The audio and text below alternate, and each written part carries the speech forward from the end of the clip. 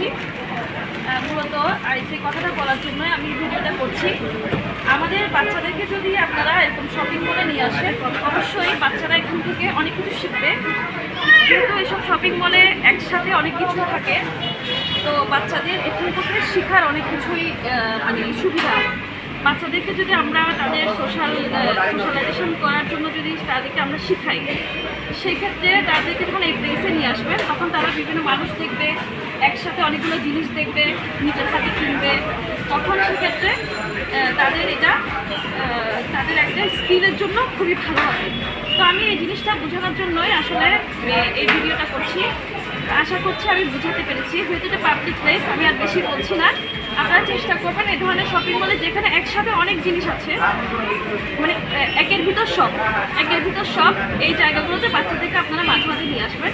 আশা করি আপনারা উপকৃত হবেন এবং এটার মাধ্যমে আপনাদের যে সোশ্যালাইজেশনটা হবে, সোশ্যাল স্কিলটা বাড়বে আর কি।